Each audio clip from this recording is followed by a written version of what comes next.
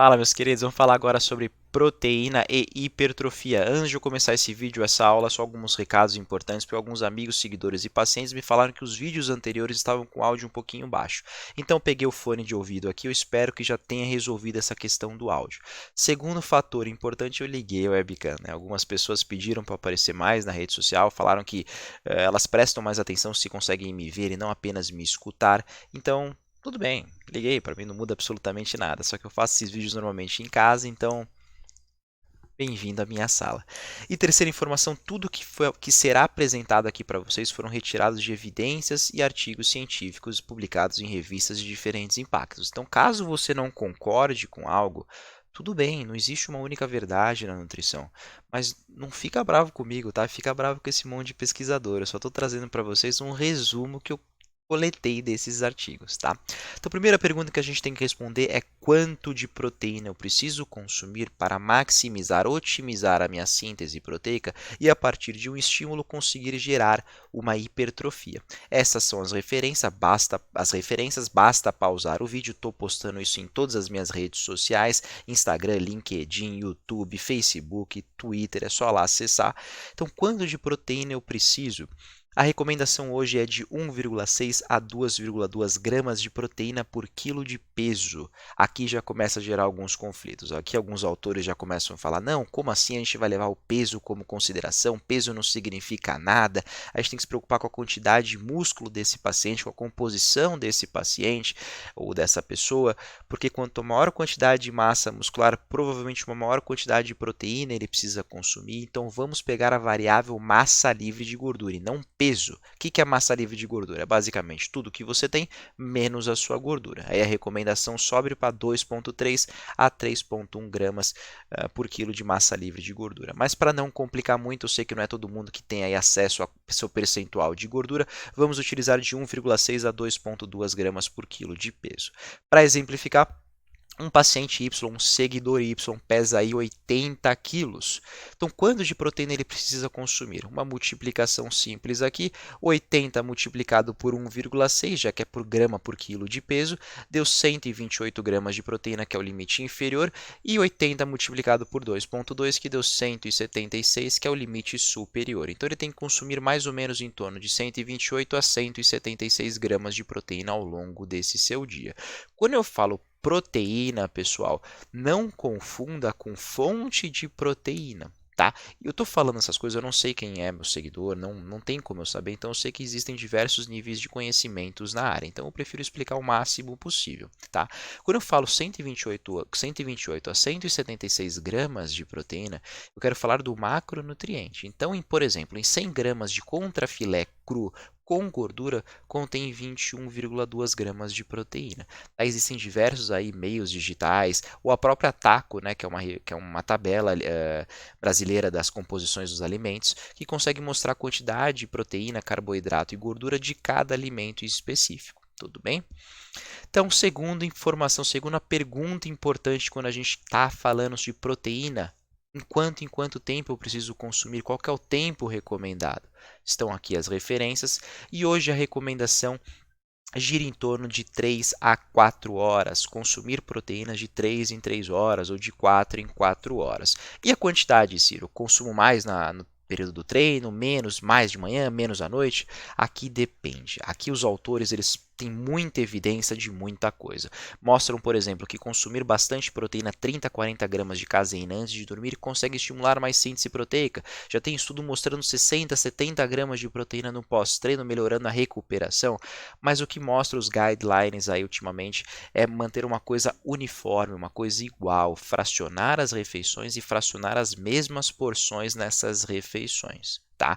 E aqui alguns autores vão um pouquinho mais além, eles se aprofundam um pouco mais. Eles falam assim: não basta a gente apenas fornecer proteína de 3 em 3 horas.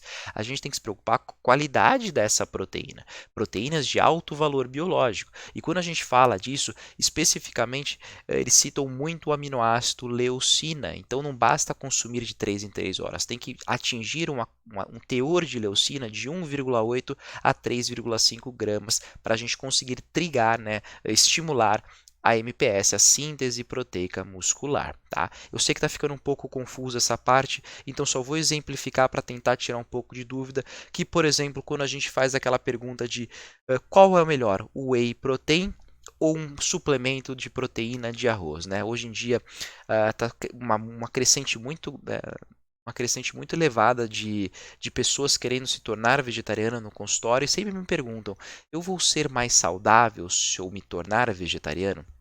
A resposta é não.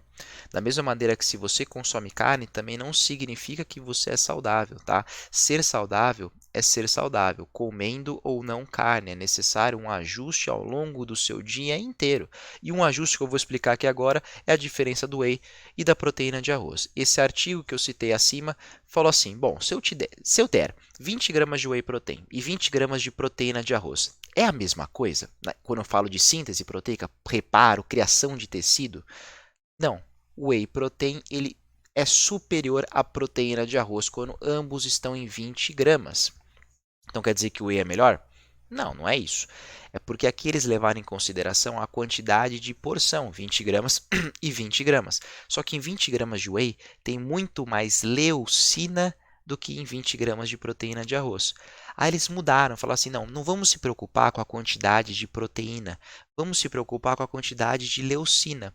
Então eles colocaram que em 24 gramas de whey, que tem 2,8 gramas de leucina, e colocaram 36 gramas de proteína de arroz, que também tem 2,8 gramas de leucina. Eles ajustaram a dose da proteína de arroz para ter a mesma quantidade de leucina.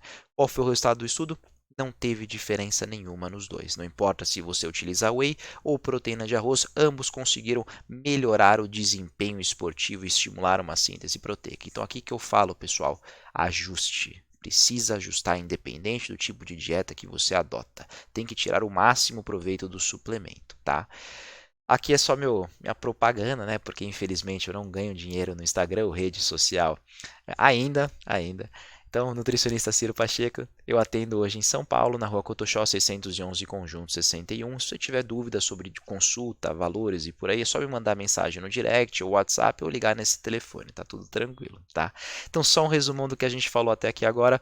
A quantidade recomendada para a gente estimular a síntese proteica é de 1,6 a 2,2 gramas por quilo de peso. Não para estimular, né? Para otimizar. E a quantidade por hora é fracionária de 3 em 3 horas. Então, lá naquele nosso exemplo da pessoa que pesa 80 quilos, que ela teria que consumir de 128 a 176 gramas de proteína. Vamos fazer uma média aqui para facilitar a nossa vida. Vamos falar que ela tem que consumir aí 150 gramas de proteína ao longo do dia dela. E ela faz 5 refeições diárias, de acordo com o tempo que ela vai dormir e tudo mais.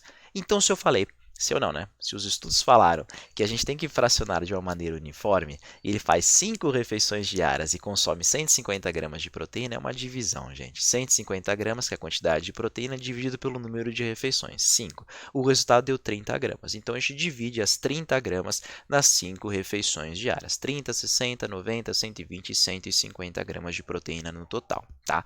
Então, montamos aqui o esqueleto da dieta. Tá aí, tá resolvido. Acabou. Simples assim, nutrição é simples demais. Só que aqui no sistema fica tudo lindo, só que dieta legal não é dieta bem montada, é dieta que o paciente consegue seguir. Então aqui a gente entra na escolha dos alimentos. Então vou mostrar para vocês aqui algumas coisas que eu encontrei na Taco, nos aplicativos que eu já falei anteriormente, da quantidade de proteína por porção. Por exemplo, em 100 gramas de contrafilé a gente tem 32 gramas de proteína, contrafilé feito já, grelhado. O atum 26 gramas, o peito de frango grelhado 32 gramas, o salmão grelhado 24 gramas, um ovo 6,7, um patinho moído feito também 36 gramas de proteína. Quando a gente fala de iogurte, olha que informação bacana, gente. Por exemplo, esse Nestlé 2 ingredientes, ele é um ótimo iogurte, ele realmente é. Ele tem tudo o que ele precisa para ser um iogurte, que é leite, creme de leite e o fermento lácteo, 2 ingredientes. Só que a quantidade de proteína que ele tem acaba sendo um pouquinho baixo, é 6,8 gramas de proteína em comparações a outros iogurtes, como por exemplo o Iopro, o Yorgos e o Mu. Tá? E quando a gente fala de queijo, uma fatia de queijo Minas 7,5 gramas de proteína, uma colher de sopa de cottage 3,2 e uma fatia de ricota 3,2 gramas de proteína. Aqui eu só dei alguns exemplos. Então aqui a gente vai montar a dieta dessa pessoa, desse paciente que pesa 80 quilos, que tem que chegar a 150 gramas de proteína. Então o café da manhã, vamos dar aí 4 ovos mais uma clara, porque em 4 ovos a gente tem 26,8 gramas de proteína, já que é 6,7 vezes 4, e uma clara que tem 3,7 gramas de proteína. Então batemos aí a 30 gramas de proteína no café da manhã.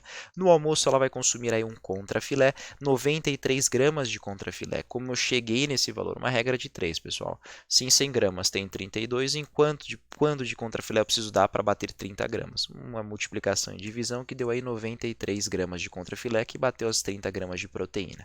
Num lanche da tarde, a gente pode fornecer um iorgos, que tem 15 gramas de proteína, mais 2 fatias de queijo Minas, que também tem 15 gramas de proteína, e bateu as 30 gramas. O jantar ele vai consumir o frango, por ele ter a mesma quantidade, mais ou menos, de proteína que um contrafilé, então mantém também as 93 gramas de frango, que deu 30 gramas de proteína. E por fim, antes de dormir, consumir aí 30 gramas de caseína, porque também já tem bastante evidência mostrando boas associações do consumo de caseína antes de dormir, que também bateu a recomendação dele, conseguimos atingir as 150 gramas.